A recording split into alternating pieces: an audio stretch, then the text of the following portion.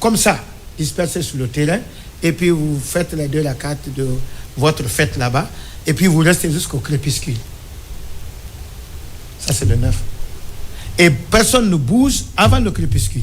C'est ce que j'ai dit une fois, quand j'étais permanemment comme guide avec les pèlerins, notamment les fonctionnaires et les patrons qui avaient les moyens, qui négociaient les taxis à partir de 17h et quittaient très tôt pour ne pas tomber dans l'embouteillage qui ne finit pas. Et le principe, un pèlerin ne quittera pas Arafat avant le crépuscule. Non. Et vous le faites, vous avez un problème à régler. Faute de quoi vous reprenez l'année. Ah bon? Et les gens ne savaient pas. Et ils savent parce qu'ils ont les moyens. Ils ne savaient pas, donc c'est pas condamné. Ceux qui ne savaient pas, d'accord, mais je vais vous dire quelque chose. Les pèlerins guinéens, c'est mon pays. Les gens refusent d'écouter. Des fois, même les guides. Haj Mohamed, est-ce que les guides prennent le temps pour donner toutes les explications des différentes étapes du pèlerinage avant que les pèlerins ne commencent leurs obligations religieuses? Je dis oui. Allez-y. Je ne connais même pas là-bas, mais ce que je vois même sur le terrain ici, avec les affaires religieuses, vous avez à une période très large de sensibilisation. C'est ce qui est toujours expliqué avant même le départ. Mais le Guinéen, c'est autre chose. Même en montant dans le bus, c'est autre chose. On classe ça là-bas. Maintenant, vous ne quittez pas avant ça. Maintenant, quand le crépuscule vous trouve là, on ne prie pas ni 19h ni 20h. Vous reprenez le chemin de retour la nuit. La prière de 19h et 20h ou 20h30, ça s'effectue seulement à Mousdalifa, avant Mina, en cours de route. Ouais. Vous descendez là, vous faites cette prière même à 2h du matin. Même à 5h du matin, si vous arrivez à 5h, c'est au moment là vous allez faire 19h et 20h de prière. Maintenant, c'est là, les gens commencent à ramasser des petites pierres pour lapidation. Maintenant, on se dirige vers encore Mina. On arrive à Mina encore, l'ancien logement, la matinée de 10 ici. Et au moment où nous nous apprêtons ici pour aller prier, les pèlerins passent de Mina pour aller commencer à lapider le dernier Satan, qui est très proche de la Kaaba, et revenir maintenant se raser et tout, et reprendre automatiquement, et puis vous laissez leur tenue blanche, et puis on reprend la tenue de Conakry. Mais il y a quelque chose. Makandera. Tout est maintenant permis pour l'intéressé, sauf compte intime avec sa femme. Pas de rapport sexuel. Pour celui qui vient, il laisse la tenue là, il va lapider le dernier Satan qui est le plus grand, il revient, sans aller à la Mecque le même jour, aller faire la circumambulation qu'on appelle Tawaful Hadji, Tawaful Hadji. S'il ne fait pas ça, donc il est permis de se raser, de faire le tour, de manger de mer, à l'exception de lui avec si la madame existe avec lui. Mais celui qui a le courage, concernant le comportement, on va parler du comportement aussi. Celui qui a le courage avec la santé, il vient, il fait tout ça. Il lapide là, il continue à la Mecque le même jour. Il va faire ce taf, il revient. Même si madame à côté, ils peuvent commencer la vie comme à Conakry. D'accord. Ok. Avec tout ce que nous voyons aujourd'hui, je pense que il faut pas qu'on isole Junior qui vient d'arriver avant de se remettre. C'est mon frère. Junior. C'est mon voilà, ami. Junior, on va toujours partir avec Makandera parce qu'il est important et les pèlerins ont commencé à rallier Conakry. Ouais. Et je pense que tu as une question pour Makandera concernant bien sûr les pratiques, qu'est-ce qu'il faut faire, qu'est-ce qu'il ne faut pas faire, et qu'est-ce qui est interdit, qu'est-ce qui n'est pas interdit. Il a tout une jibicière qui est très bien remplie. Voilà. Sinon, voilà, toi, voilà Makandera. En fait, moi, ma question mon ami. Au niveau de l'imam, c'est vrai que la religion musulmane est très pratiquée en Guinée, mais moi, je constate quelques désagréments au niveau même de la Ligue islamique. Je ne sais pas où viennent ces agences de voyage fantômes qui n'existent que pendant le pèlerinage. Est-ce qu'aujourd'hui, il est question de réorganiser ce secteur de voyage pour permettre, n'est-ce pas, aux pèlerins de voyager dans les bonnes conditions? Qu'est-ce qui ne va pas? Et pourquoi c'est seulement pendant le pèlerinage qu'on voit des agents de voyage de ces agences? Merci pour cette question, mon grand frère.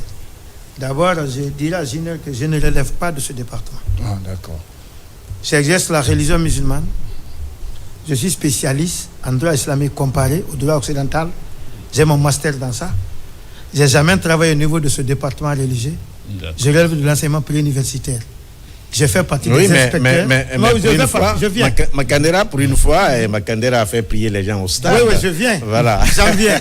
Avec tout ça là, je m'intéresse beaucoup. Okay. C'est ma spécialité. Je peux vous dire quelque chose. Quel est votre constat là-dessus? Selon la question. Oui, je viens. Le constat est amer. Des fois, c'est même humiliant pour le pays. Si vous regardez ça, vous dérange. Nous ne sommes pas seuls sur le terrain. Et ce n'est pas une première. À chaque fois qu'on organise le pèlerinage dans ce pays, on a ces problèmes. Moi, je ne sais pas réellement quel groupe d'influence sur le terrain qui cause ces problèmes aux Guinéens. Ce n'est même pas au secrétaire général du département. Ce n'est même pas seulement la Ligue.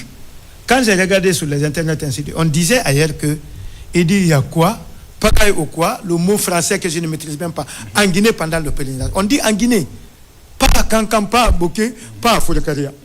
Les gens ne connaissent que la Guinée. Donc c'est quelque chose qu'il faut corriger.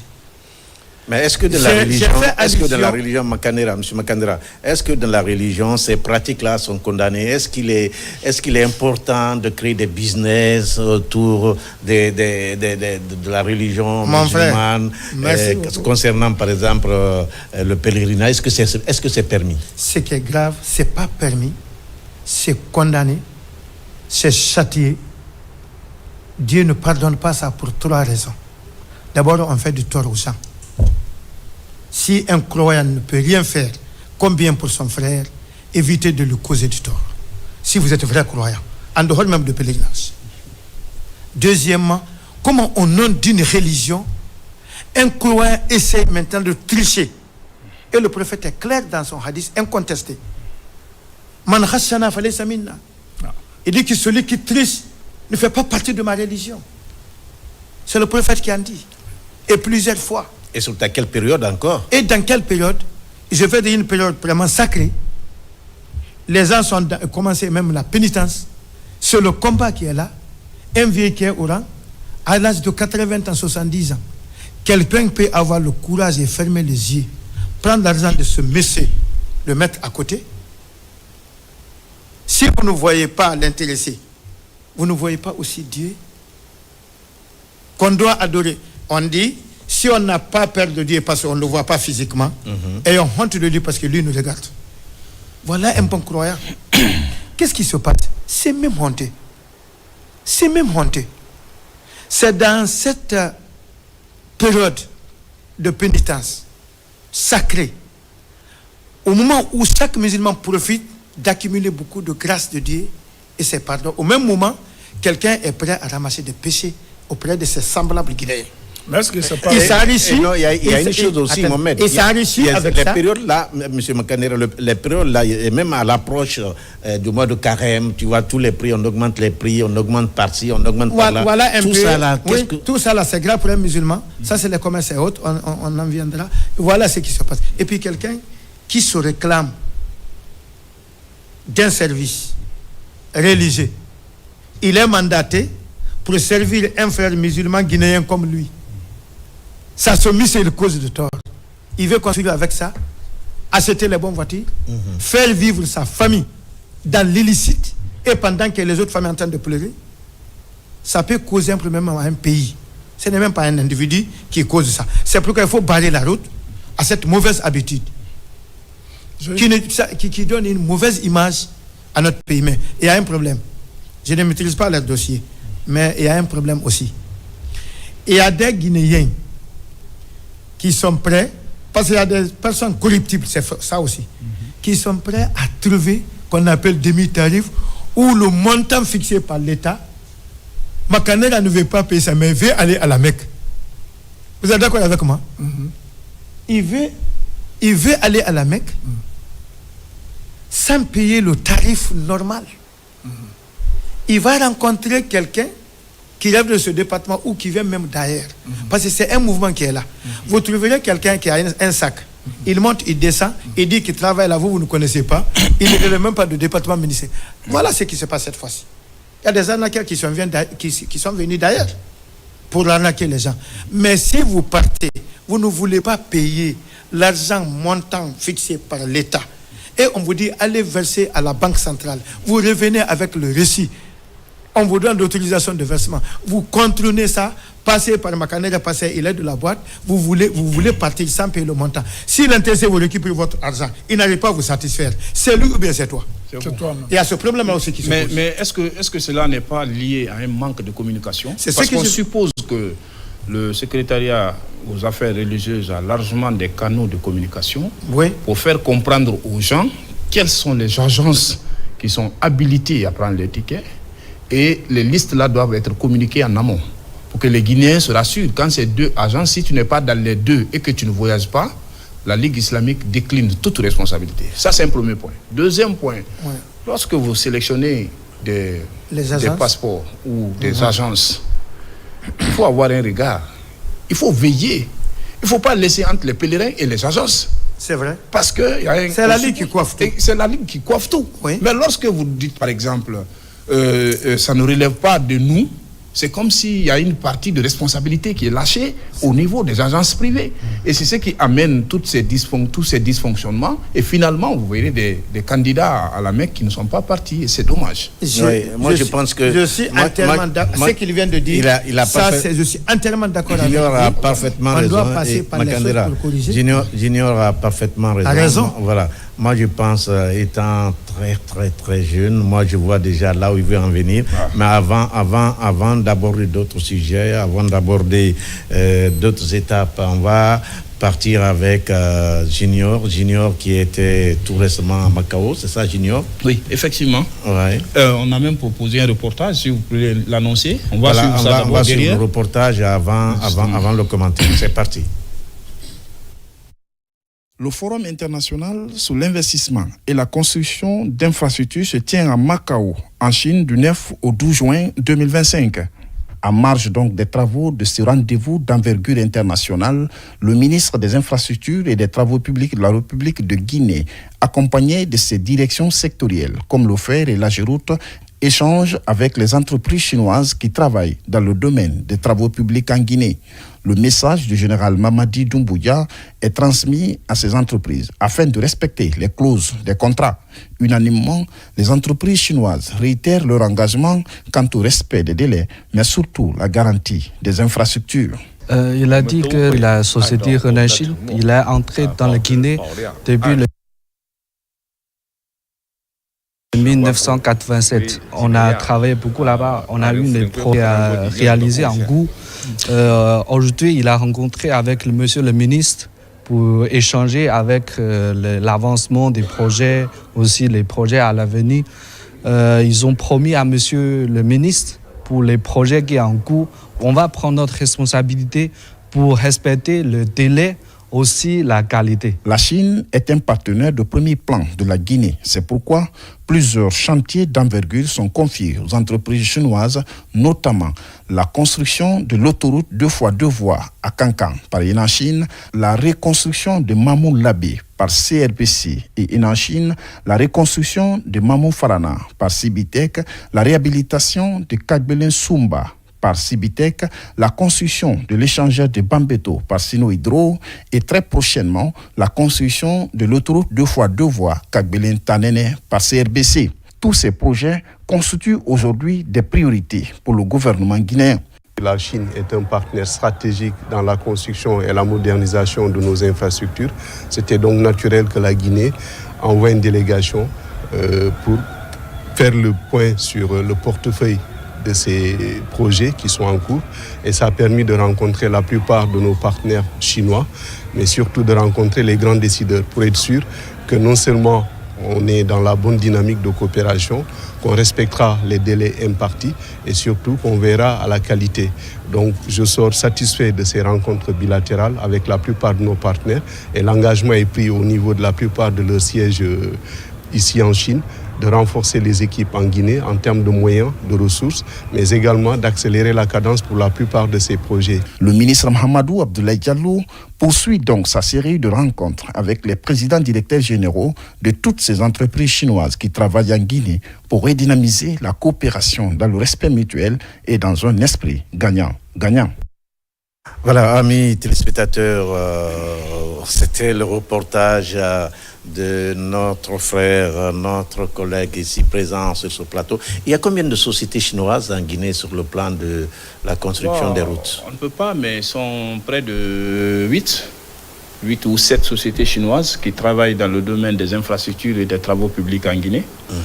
Et ce forum international sur l'investissement et la construction d'infrastructures s'est tenu à Macao, à Hong Kong précisément, une région de la Chine, mais une région indépendante, qui a son gouvernement et puis sa monnaie et tout ce que vous connaissez comme, comment je vais dire, la souveraineté de cet État. Ouais. Mais ce qui est plus remarquable, c'est aujourd'hui la volonté politique du gouvernement, du président de la République et toute l'équipe gouvernementale de booster, n'est-ce pas, le développement des infrastructures en Guinée. Vous n'êtes pas sans savoir que depuis, n'est-ce pas, l'avènement du CNRD, vous avez vu comment nos infrastructures routières souffraient essentiellement dans le domaine de la construction. Mais à sa venue, il a aussitôt négocié le projet de construction de 214 km la voirie de Conakry, qui est aujourd'hui en cours d'exécution.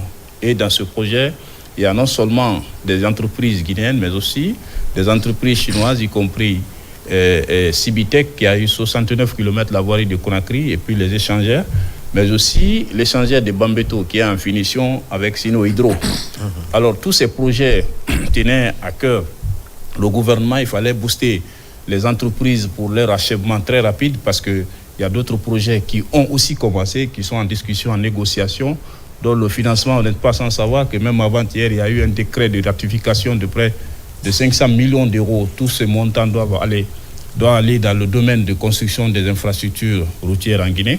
Donc le ministre Mahamadou Abdoulaye Diallo a mis sa visite à profit à l'occasion de ce forum d'échanger avec les PDG.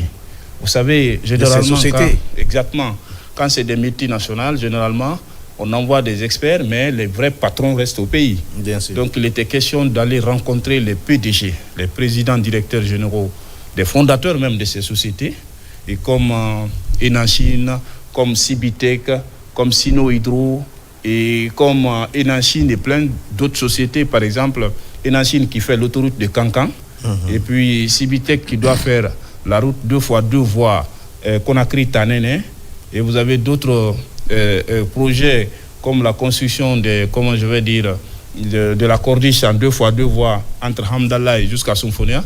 Alors tous ces projets aujourd'hui sont presque prêts pour la construction. C'est pourquoi il était question d'aller voir ces PDG, parce que c'est une politique de la Chine d'agrandir son éventail diplomatique dans le domaine des investissements en Afrique. Donc aujourd'hui, la Chine est devenue un centre d'attraction de plusieurs pays africains qui veulent une coopération digne, gagnant-gagnant, basée sur la vérité et le respect mutuel. Donc le ministre a eu non seulement le temps d'échanger, de prendre part à ce forum de Macao, mais aussi échanger avec ces PDG de ces entreprises pour d'abord dire comment vous comptez exécuter ces travaux. Non seulement le respect du délai, du délai surtout, mais aussi de la qualité. C'est pourquoi le département... Et quand tu vois l'échangeur ici à Bambeto, c'est incroyable, c'est formidable. Et ça, c'est Sino Hydro qui a fait ça. On se rappelle encore, c'était le 13 avril 2022 que le président de la République, le général Mamadi Doumbouya, lui-même a fait la pose de la première pierre de l'échangeur de Bambeto. Et 2 ans après, malgré quelques difficultés liées au déplacement des réseaux, comme la SEG, l'EDG, mais aussi la fibre optique, a permis, n'est-ce pas, de finir les travaux dans un temps record. Donc le ministre Mahamadou Abdoulaye Diallo a demandé aux PDG de ces entreprises en Chine de demander à leurs représentants d'abord de renforcer les équipes. Parce que lorsque vous avez 100 km pour 2 ou 3 ingénieurs, on suppose que c'est peu. Il faut avoir plusieurs ingénieurs plusieurs équipements, c'est-à-dire la logistique des machines de dernière génération, et recruter la main-d'œuvre locale. Et même le ministre, il est très jeune. Moi, je pense que quelque part, il y a tout ça qui compte dans la refondation. Exactement. Ce ministre-là, je ne l'ai jamais vu quelque part. Il est très jeune. Oui, mais très, très, très travailleur, parce que là, il faut se dire qu'il ne dort pas. Il a trop de temps pour les entreprises, pour les travaux, et surtout, il tient compte de la qualité. Vous savez, généralement, on avait l'habitude d'avoir des routes ici, des routes saisonnières, il faut le dire. On construit cette année, l'année prochaine, la première pluie ramasse tout le goudron. Donc aujourd'hui, les autorités de la transition tiennent compte de la qualité des travaux. C'est pourquoi le laboratoire du bâtiment et des travaux publics est opérationnel.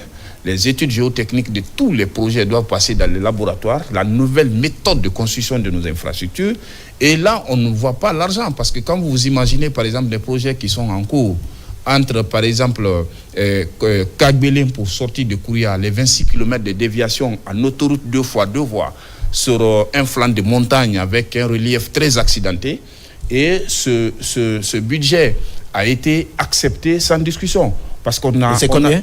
C'est à peu près 20 ou 28 millions de dollars pour permettre d'avoir des routes de qualité. Et à date, les entreprises, il y en a qui sont jusqu'à 32%, d'autres sont à 20%, d'autres sont à 40%, parce qu'on a jugé utile d'expérimenter l'expérience guinéenne en donnant ce projet à 3 sociétés guinéennes qui ont réparti en des lots. Vous avez Cibitec, vous avez Guicopress et vous avez Guiteresa. Alors ces sociétés, aujourd'hui, travaillent d'arrache-pied pour permettre de désengorger la ville de Koya. C'est-à-dire tu peux aller aujourd'hui à Kindia, après ces travaux, et je t'informe que la ville de Koya, comme tu parles de la ville de Koya, il y a déjà nos antennes qui sont installées sur le Kakulima, tout est prêt. Voilà, bientôt tous les téléspectateurs, partout dans le monde, les gens vont suivre la télévision nationale, ils vont suivre la radio nationale, grâce à notre ministre Fana Souma qui est en train aussi de se battre pour développer le secteur des médias. Exactement. Donc aujourd'hui, dans le domaine des infrastructures, il faut dire que ça prend de l'espoir. L'espoir est grand, parce que quand on va finir la route 2x2 voies Kagbélin-Tanene, on va finir Kagbélin-Kouria, on va finir Boké-Gawal, on va finir Kankan-Kissidougou. Et tous ces projets ont été déjà signés, ratifiés, et puis le financement, même avant-hier, je parle de décret qui, n'est-ce pas, donne 500 millions d'euros pour ces travaux. Donc il faut quand même saluer la volonté politique du gouvernement qui est en train, parce que là où s'arrête la route, s'arrête le développement. Quand vous êtes dans les pays de la sous-région, vous verrez carrément la différence. Là où s'arrête la route, ça s'arrête aussi le développement. Oui, alors tu es parti à Macao. Qu'est-ce que tu as vu? La ville, la représentation, comment ça se passe? C'était un premier Gao à Paris. Mais ce qu'il faut quand même retenir est que en fait, il faut s'inspirer des autres pour aussi faire mieux. Macao est une ville très construite, là il faut se dire la vérité, parce que même dans la Chine continentale, quand les habitants de la Chine veulent venir à Macao, il faut prendre le visa. Il faut prendre le visa pour séjourner à Macao, et là-bas le séjour ne dépasse pas 2 mois pour un Chinois continental. Et après 2 mois, tu ressors d'abord de Macao pour aller renouveler ton visa avant de revenir. Donc c'est un pays très bien organisé, et l'économie est basée sur les casinos, les hôtels. Vous verrez des bâtiments là-bas avec le ciel artificiel, tu ne sais même pas quand il fait nuit, quand il fait jour. Et à Macao, j'avoue qu'avec la mobilisation et la gestion rationnelle des recettes de l'État, chaque citoyen de Macao a 10 millions de patanka à la fin de l'année.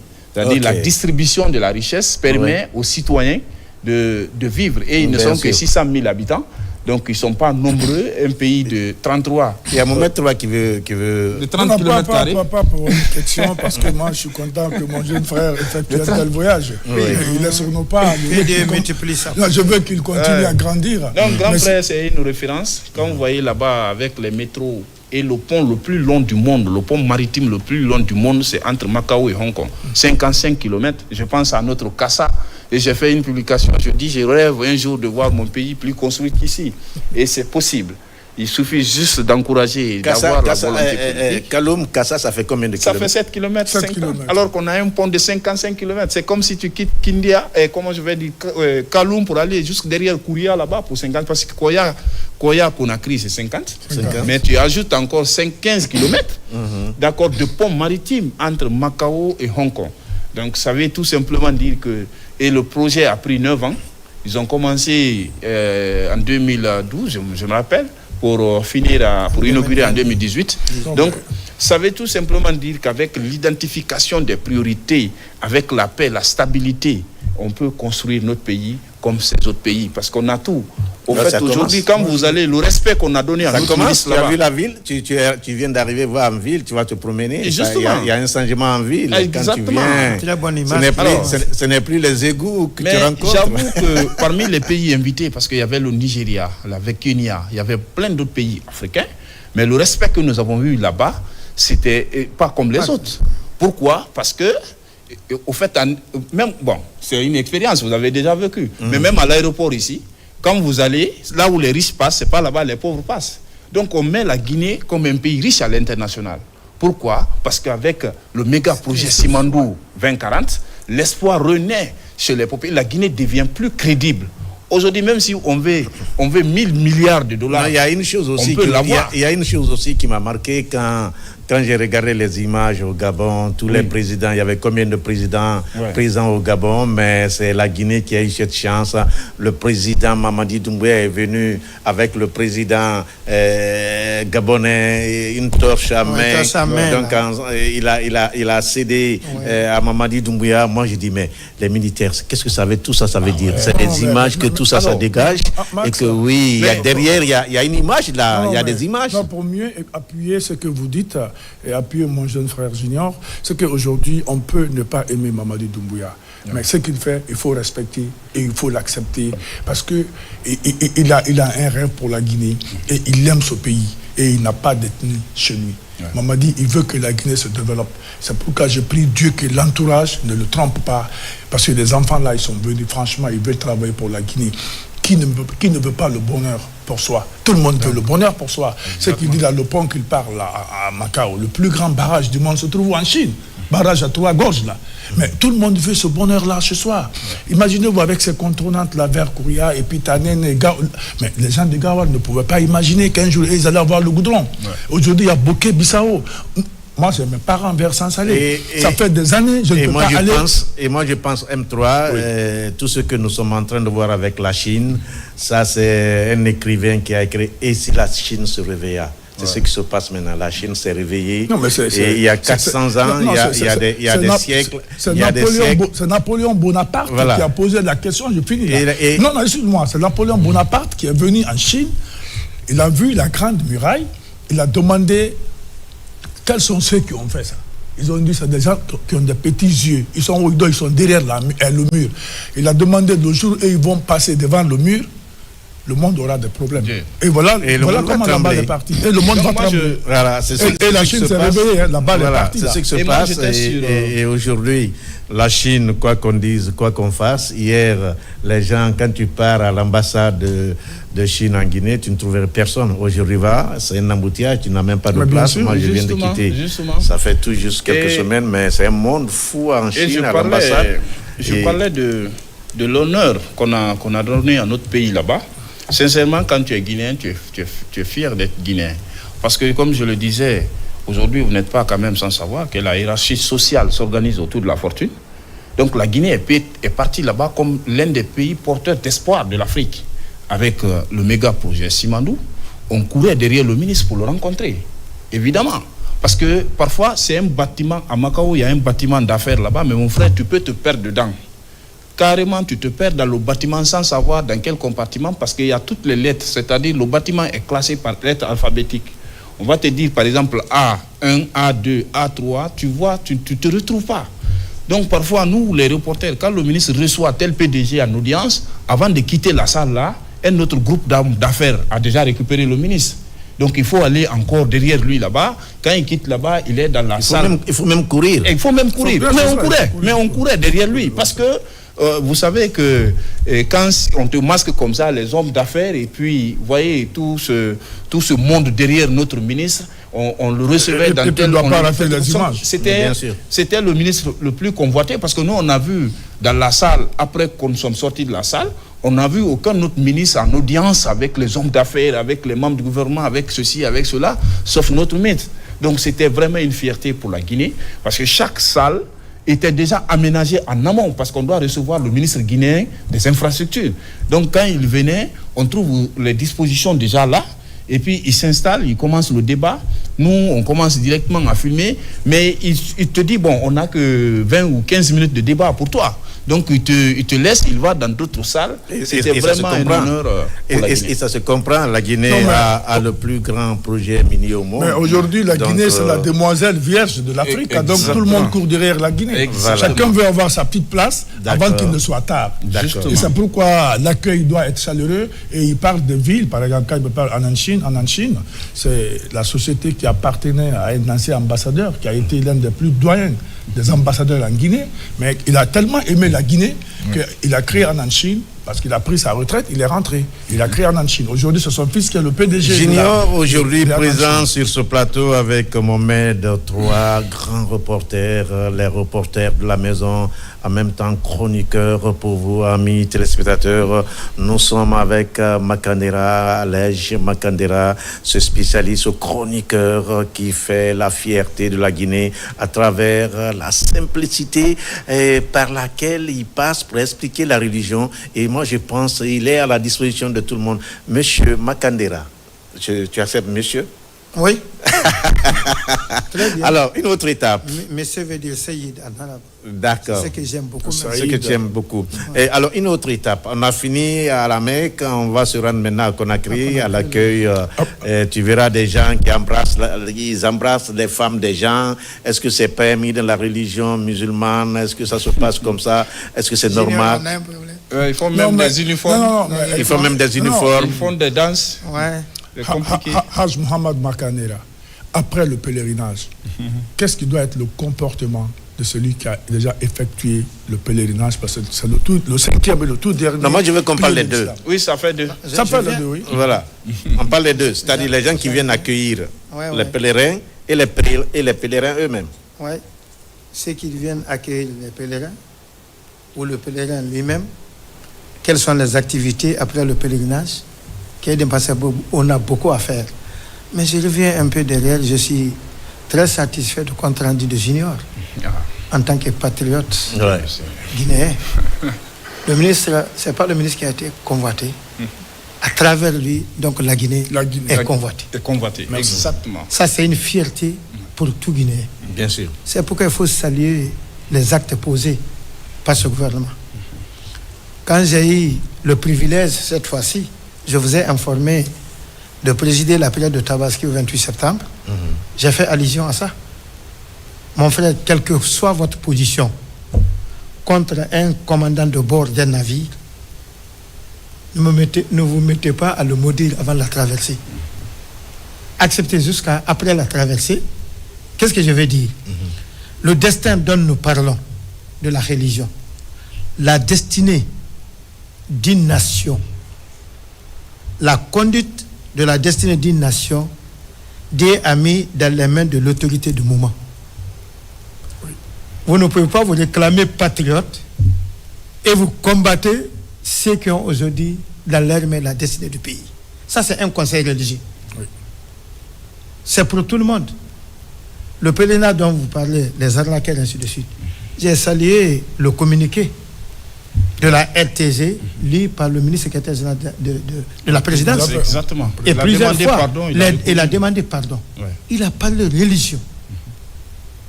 Le président l'a instruit de présenter toutes ses excuses. Ouais.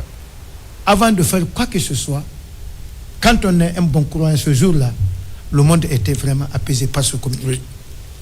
Et prend l'engagement qu'ils feront, Inch'Allah, la lumière sur cette situation. Ouais.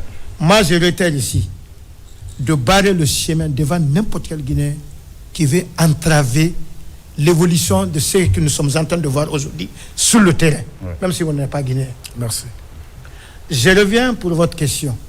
Et pour vous aider avec tout ce qu'on a entendu concernant les militaires, moi je pense quelque part, ces militaires-là sont en train de faire le contraire. Parce que avant qu'on parle de militaires, les gens pensent que malformation, pas bien formé, c'est monté, c'est le contraire que ces militaires sont en train de prouver, et que dire militaire, ça ne veut pas dire de n'importe quoi. Mon frère, vous me faites revenir pour dire ce que j'avais dit.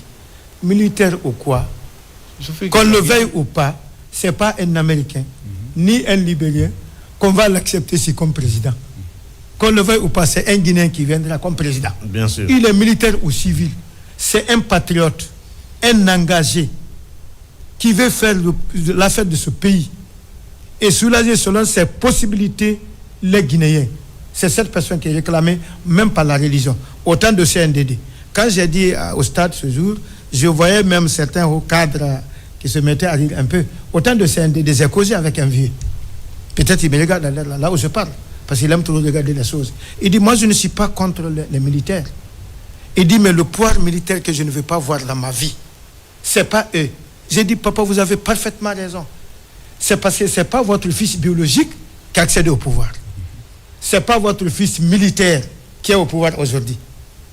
Si c'était votre fils militaire qui est au pouvoir, vous allez me dire que vous ne voulez pas voir un militaire. Il faut qu'on soit vraiment fidèle à ce que nous disons. Militaire ou pas, c'est un Guinéen qui est venu. Et il commence à poser des actes que tout le monde voit, c'est tangible, c'est palpable. Tout le monde a constaté. On a dépassé d'une période pour une autre. Chacun peut faire ses constats. Bien sûr. Même celui qui n'a pas fait l'école. Bien sûr que oui. Donc là où j'en viens, pour votre question, ce qui est interdit à un musulman, à la Mecque, en dehors de la Mecque, il est pèlerin, il n'est pas pèlerin. Tant qu'il est musulman, c'est interdit. Point. Je reviens là. C'est pas parce qu'il revient de la Mecque, on l'interdit de faire des choses. Ce qui est interdit à ce monsieur qui vient d'arriver hier, c'est ce qui est interdit à M. Mac qui n'a pas été. Vous avez la nationalité islamique religieuse. Ce qui est recommandé, c'est recommandé à un musulman, pas à un pèlerin. Le pèlerin demeure musulman. Il revient. Ce que le musulman ne doit pas faire, il est el-hajj ou pas. Après son retour ou pas, mais spécifiquement, on va parler de leur retour. Si vous commencez à en parler, embrasser les uns et les autres, mais un bon musulman n'embrasse pas une femme détruite. C'est ce qu'on appelle en arabe ça dans les arias, pour éviter le pire. Le corps d'une femme parle dans le corps de l'homme. Si les deux font comme ça, même l'odeur, ça parle. C'est à partir de là, vous pouvez garder dans la tête. On dit en termes islamiques, ce qui est interdit, ça commence par quoi? Par le regard. Sourire. Parler. Rendez-vous et rencontre. Voilà les 5 choses. Une fois qu'il y a rencontre, c'est fini. On n'embrasse pas la femme de quelqu'un pour lui. Il faut être un bon croyant. Même serrer la main d'une femme de tout. Il y a des sectes qui n'acceptent pas. Il y a des livres qui sont contre. Oui. Et il y a d'autres qui disent que non, c'est pas difficile. Il y en a qui ont fait l'allègement. Mais les fondamentalistes sont partis très loin. Pourquoi serrer la main d'une femme d'autrui? Si vous regardez normalement le démon qui existe entre l'homme et la femme, vous pouvez éviter même serrer la main de quelqu'un, la femme de quelqu'un. Et même une autre femme qui n'est même pas une femme mariée. Est-ce que vous êtes d'accord avec moi? Donc s'embrasser là, vraiment si les gens s'éloignent de ça, moi j'apprécie. C'est ce qui est mieux pour ne pas tomber dans le filet de démon demain. Et pour mieux vous accompagner, Haj, vous savez que dans la culture et l'éducation arabe, nous faisons ça ici, mais ça ne se doit pas. On ne dit jamais à la communauté arabe, et madame. Vous allez bien, ça va, et madame. Ça ne se dit pas dans la communauté arabe. Ça dit madame, c'est pas dans leur coutume, c'est pas dans leur culture. Notre relation s'arrête là. Tu peux dire les enfants, la famille, mais comme on dit, ça va, Max et madame. Vous dites la famille en général. Ça ne se dit pas, c'est la famille tout court. Mais la femme, vous ne parlez pas. C'est pourquoi certaines sont voilées avec la burqa, avec hijab. Et même, il y a des maisons, quand vous voyez certaines maisons dans les pays arabes, il n'y a que des petites persières là où se trouvent les femmes. Et ils peuvent regarder dehors, mais vous n'avez pas la possibilité d'identifier le visage d'une femme à partir de sa maison. Et à partir de là, parenthèse. Les gens aiment dire que non, arabe, on dit que non, ils aiment trop les femmes. Parce que nous, on n'aime pas sa femme. C'est pourquoi ton jeune ne fait pas engrossir ta femme après toi. Il n'y a pas de limite. Ouais. Il vient à n'importe quel moment, même à 2h du matin. On va dire que c'est le jeune frère de Max. Numéro Mais c'est interdit. Non. Cette femme n'est pas interdite à son beau-frère. Le démon est là. C'est pas sa tante, c'est pas sa fille biologique, c'est pas sa maman. N'importe quelle autre femme, l'homme peut tomber sur elle. Mais bien sûr. Pour éviter ça, il ne doit même pas rendre visite à ta femme à ton absence. Non. On dit que c'est une méchanceté, mais rien ne se pose là-bas. On n'a jamais dit que quelqu'un est tombé sur la femme de son frère. Non. Parce qu'il n'y a même pas d'occasion. Non. Vous pensez que quand les hommes de la Mecque, de l'Arabie Saoudite, d'autres pays islamiques, les choses ne se passent pas parce que les gens sont empêchés. C'est pas parce qu'ils ont... Il y a déjà les barrières. Oui, il y a Bien des sûr, barrières. bien C'est pourquoi ils ont plus peur de Dieu que nous. Parce que nous, il y a des occasions. C'est comme les brochettes dans les carrefours ici. Tu peux ramasser la femme n'importe où. Ici, c'est un musulman qui se met pression pour ne pas tomber dans le filet du démon. Parce que les femmes dans tes mains ici, partout. Et on pense que c'est notre social, c'est une gentillesse. C'est là on a franchi même ce que Dieu nous a interdit de le faire. Les pèlerins, à leur retour, ça c'est un, s'embrasser, non. Ils n'ont qu'à s'éloigner de ça. Moi, mon problème même, cette dépense colossale que les gens se créent après leur retour. Je vous dis même avant leur départ, les 2 sacrifices qu'on enlève. M. Max veut aller à la Mecque, il enlève le sacrifice à Conakry ici, là où il réside. Il faut aller dans son village natal aussi, aller faire.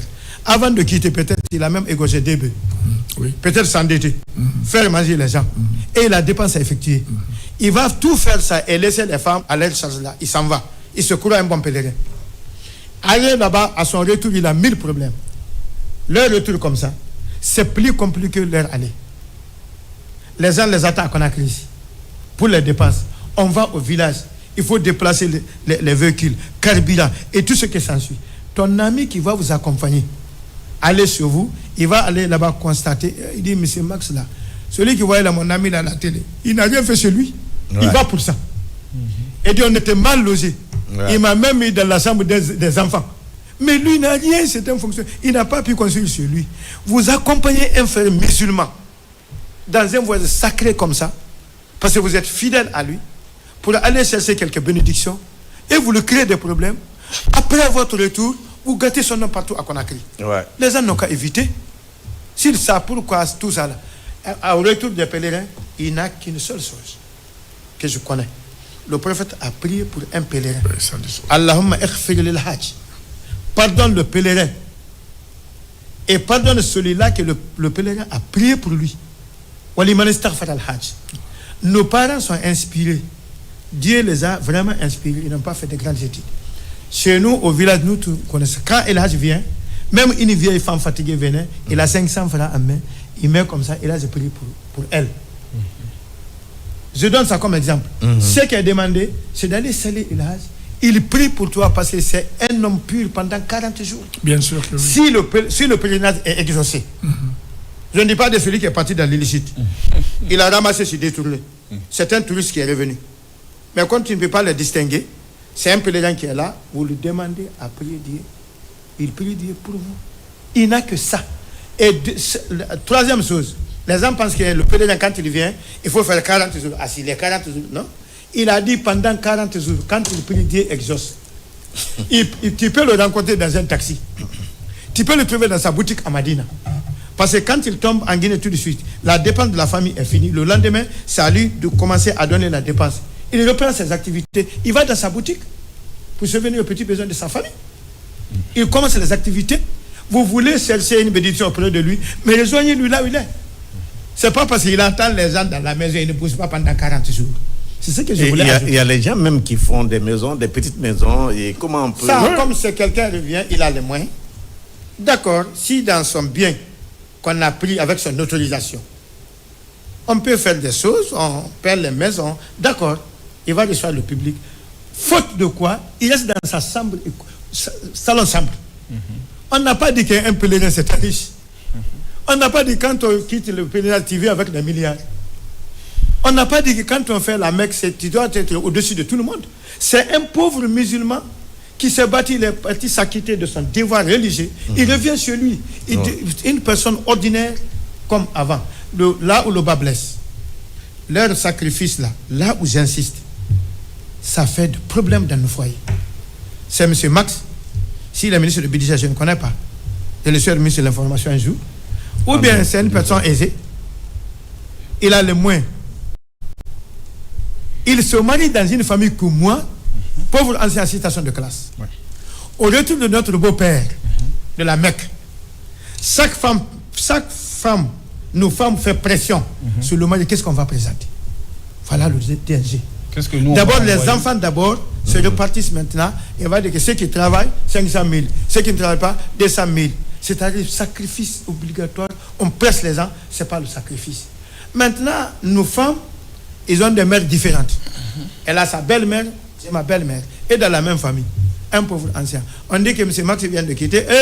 Et tout ce que quelqu'un va donner, ça sera présenté publiquement. Ouais. Vous êtes d'accord avec moi? Bien sûr. Et là, M. Max est venu avec un magbana de riz. 2 tonnes. Ouais. Il a déposé ça. Il a envoyé 2 bœufs avec 15 millions. On me dit ça publiquement. Un pauvre ancien vient avec un sac de riz et 200 000. Et on a pris femme dans la même maison. Dans la même maison. Et les époux sont là. Les femmes ne sont pas de même mère. C'est de mères différentes. Mais au bout de la chaque cérémonie... maman maintenant se vante devant l'autre. Dans Madina, c'est condamné. Mais au bout de la cérémonie... condamné. La façon n'est pas du tout bon. Pour 2 raisons. D'abord, au retour, tu trouves que votre femme est triste. Peut-être le lit là, ça va être dérangé pendant 1 mois. Le courant ne passe pas. Ouais. Vous voyez, j'ai vu, ils sont allés jusqu'au divorce. Je connais certaines familles. Ça crée de divorce. Mon mari ne m'aime pas. Mon mari ne m'aime pas. Il m'a mis la honte. C'est comme ton mari ne travaille pas. Ça, c'est là-bas, c'est pas bon. Ouais. Présenter publiquement, ça, c'est un autre problème. C'est pour dire aux autres qu'ils n'ont rien. Mais troisième chose, on a fait même pression sur les gens là. C'est pas volontaire. Nulle part n'a été dit que quand ton beau-père revient de la Mecque, tu vas donner des millions. Tu vas sceller le pèlerin. Si tu n'as rien, mais tu quittes, tu t'occupes de tes affaires. C'est une femme que tu as pris. Ce n'est pas une dette que tu dois rembourser. Voilà. Maintenant, on a 1000 problèmes. En allant, tu as un problème. Au retour, tu as un problème. Les gens s'endettent pour satisfaire les gens. On vient manger 2 jours et danser et quitter. Et vous avez les dettes pendant un pauvre enseignant. Si je vais me comparer à vous, peut-être j'envoie 10 sacs de riz. Quand moi j'ai pris 4 millions, 5 millions, j'ai 1 million et quelques, je vais rembourser ça en combien d'années? Je te dis. Entre vous. On crée des problèmes là, aux gens, aux financiers, au nom de la religion. Voilà, c'est ce que moi j'ai ajouté. Que les gens peuvent accepter ou pas. Mais volontairement, si M. Max revient de la Mecque, il a les grands moyens. Dieu ne condamne pas quelqu'un d'un sacrifice aux autres. Mais de sa propre chair, que ce soit vraiment licite, et sans déranger aucune personne. Tu peux dépenser 100 millions. Dieu vraiment va te rétribuer. Vous allez avoir beaucoup de bénédictions parce que le sacrifice a des avantages. C'est le sacrifice volontaire qui est licite qui peut arrêter la colère divine contre un musulman. C'est le prophète qui le dit. Oui. Ça bloque les mauvais sorts contre toi. Ça traite quelques maladies que vous ne sentez pas qui est dans votre corps. Et vous allez obtenir la satisfaction divine. Le sacrifice est très bien, mais ce n'est pas de cette façon. Donc, amis téléspectateurs, je vous informe que Mamadou Diallo est déjà à Conakry. On va faire les cérémonies de sacrifice de ce monsieur à Yataya, dans le quartier de Yataya. Diallo, bonne arrivée. C'est une nouvelle. C'est un pèlerin qui vient, un nouvel âge que je voulais dire. Oui. Donc, dimanche, tout le monde se retrouve sur Dian à Yataya pour les sacrifices. Et Mohamed III, question pour Alej. Oui, bon, presque l'âge, il a tout résumé. Et l'âge, vous avez tout dit. Merci, bon. Mais est-ce que vous avez quel message aujourd'hui pour tous ces musulmans? Ce n'est pas le dernier mot, hein. Peut-être en tant que spécialiste en la matière, parce que vous savez, on a des gens qui ont étudié dans différents pays et qui envoient la culture et le comportement de ces différentes familles dans lesquelles ils ont étudié et qui se répercutent aujourd'hui sur la religion dans sa pratique chez nous. Et j'espère que vous avez un message pour ceci-là. Oui, un message. Parce que le Coran, il n'y a que 114 chapitres. On n'a que la Sunna et le Hadith qui constituent la parole du prophète. Nous avons deux sources d'inspiration. Voilà. Sunna et le Coran. Et les compagnes de professeurs qui ont appris avec lui. Je réponds le petit message. Ce n'est même pas grand. Je demande aux musulmans, chaque musulman doit s'intéresser à sa religion. C'est ça notre faute. Une fois qu'il a fait d'autres branches, sa religion est secondaire, c'est pas leur affaire.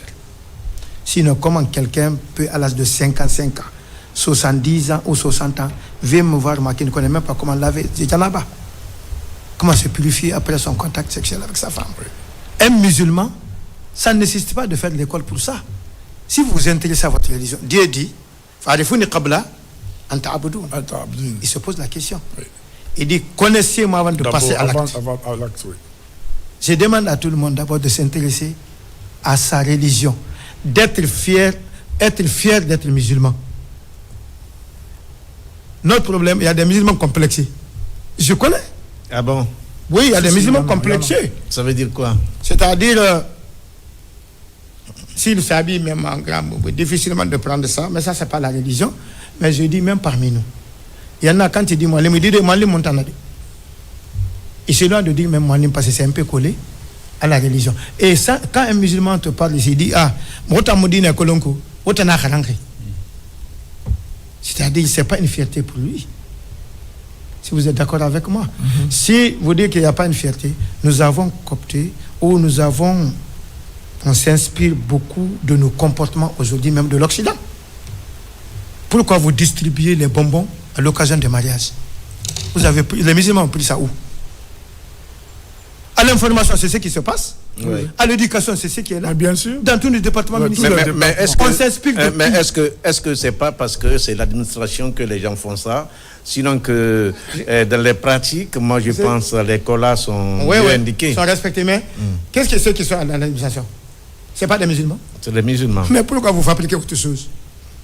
Donc tu penses que ça c'est des fabrications? Quand on est administrateur, ça veut dire ça c'est des fabrications des gens de l'administration. Oui, c'est une invention personnelle de personne. Hein. On a pris bonbon ou ce que je ne connais pas. C'est que je connais la source ou pas, mais c'est pas de notre religion pour une question de respect. Même la cola n'est pas écrite. Mais c'est notre coutume qu'on a trouvé et l'islam accompagne ce qui est bon. Oui. Mais une société, on ne peut pas rester ça une référence sociale. Bien sûr. Vous êtes dans ça, demain vous vous retrouvez dans autre chose. Voilà ce qui se passe aujourd'hui. Quand les gens veulent attacher même les colas là, pour les mariages, maintenant c'est toutes les colas viennent attacher, c'est comme ça vient de Fouta. D'abord, c'est qu'il a tout abandonné. On n'attache pas les colas de la même manière. Non. Jamais. Aujourd'hui, tout c'est comme ça. Oui. C'est bien arrêté. Et c'est ce qui se passe à Forêt. J'ai mes frères qui ont des épouses forestières. Je connais. Et nous avons épousé les filles forestières. Mais est-ce que ça c'est la religion? Ça, c'est pas la religion. C'est qu'est-ce que je vais vous dire? Quand les musulmans quittent de ceux qu'ils ont depuis 100 ans, ça n'a pas été interdit par la religion. On fabrique chez les autres, on abandonne ce qu'on a trouvé avec nos parents. Nous, tout ce que nos parents ont fait, c'est mauvais? Non. Ça, c'est l'influence. À côté. Non. Ça, c'est l'influence. C'est l'influence parce que vraiment, on n'a pas confiance de nous-mêmes. On est complexé devant les autres. Bien sûr. Et jusqu'ici, les autres ne nous ont jamais fabriqué. Vous descendez à Zélekouré, vous voyez les coutumes sont là. Oui. C'est respecté si vous voulez épouser une femme. Partir au Fouta, c'est la même chose. Ouais. C'est de l'autre localité qu'on est là, qu'on est de l'autre côté. Donc le message que j'envoie, c'est les musulmans. Il y a aussi l'influence. Il y a aussi l'influence des grandes villes, surtout les capitales. Il y a ça aussi. Non, mais les racines restent. C'est ce que je veux dire. Il faut s'attacher à ta coutume. À ta coutume, à tes racines, quoi. C'est là où je suis. D'accord. Tout ce que l'homme regarde, si vous voulez prendre tout ça, là, même dans la rue de Conakry, comment vous allez vivre? Oui, laissez les gens dans ce qu'ils font. Est-ce que la dernière question que j'ai posée, vous avez fait prier les gens le jour de la fête au stade du 28 septembre. Du 28 septembre, oui. On veut connaître l'expérience, qu'est-ce qui s'est passé, c'était... voilà. Bon, le serment de cette fête avait deux phases. La première, c'est d'expliquer aux gens le principe et les pratiques de cette journée. Concernant le bélier, le sacrifice qu'on doit enlever, ça a expliqué quel type et à quel moment qu'il faut égorger et comment la viande doit être partagée. C'était la première phase. Après avoir appelé les Guinéens à l'unité nationale. Maintenant, si vous prenez la première partie, chaque musulman est appelé à trouver ce jour un animal pour verser le sang. Parce qu'on dit que c'est l'une des actions ce jour que Dieu aime le plus. celui qui a les moyens. C'est bon, on ne s'endette pas pour trouver la Guinée. Laisse-moi dire à nos imams, à nos religieux, vous êtes embêtés, sa relation d'un ministre est embêtée, on l'appelle au téléphone, ah, Mangué, la Guinée fait mon aside. Ça veut dire quoi? Vous n'êtes pas interpellé parce que vous n'avez pas égorgé le bélier. Vous n'avez pas le moyen. Dieu ne nous fera jamais supporter le fardeau au-dessus de nos capacités physiques, morales et matérielles. On ne commande pas pour égorger ce jour-là. Mais si vous avez les moyens, vous êtes demandé de le faire. Vous allez imiter qui? Sayyidina Ibrahim qui a commencé avec l'ordre de Dieu en suivant le prophète après. Oui. Cette viande doit être, on ne doit pas immoler aussi avant l'heure de la prière. C'est après la prière. Et la viande est à répartir en 3. Le premier tiers, c'est pour la famille, celui qui a immolé. Deuxième, c'est un cadeau qu'il donne à ses amis, à ses relations, à son ministre. Tu connais pourquoi? Le prophète dit Tahadou, Tahabou. Il dit passez par le cadeau pour consolider votre relation, pour exprimer votre sentiment pour quelqu'un. Sinon, un max ne peut pas prendre un bélier donner à M. Fana. Mais Dieu demande, même s'il a 2 bœufs là-bas qu'il a égorgés, vous pouvez enlever 2 kilos sur vous aussi et vous amener chez le ministre.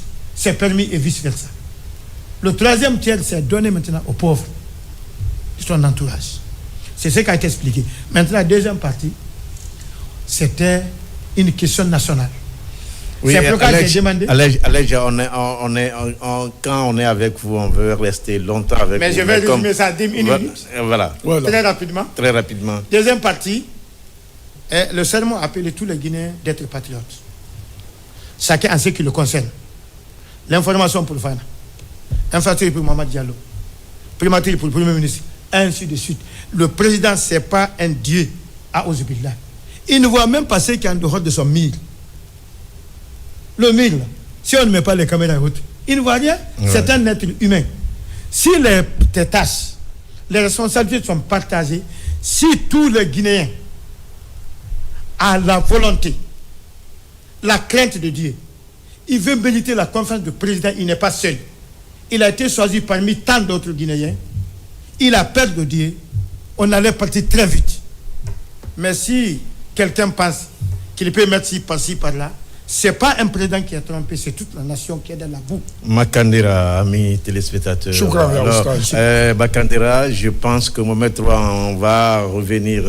Je disais que chaque mois, une seule fois, on va prendre Makandera dans nos émissions et que Makandera a beaucoup de choses à nous expliquer ici même sur le plateau de la télévision guinéenne. Alors, notre envoyé spécial en Chine. Oui. Encore une fois, j'ai eu la chance en 1 minute de survoler le désert.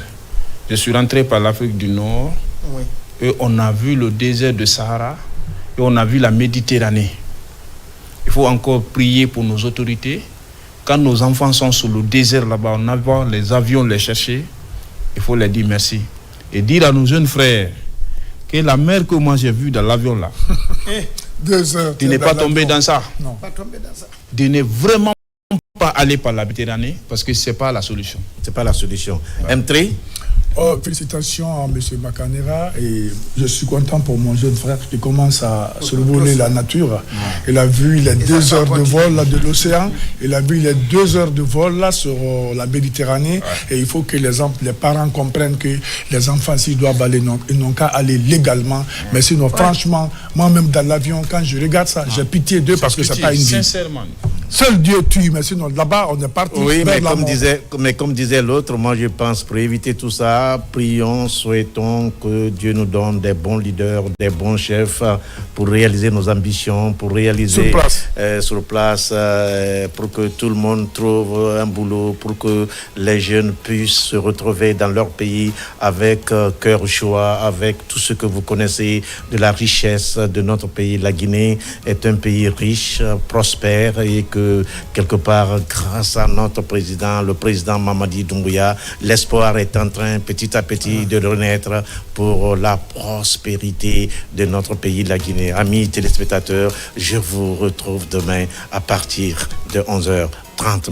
Merci.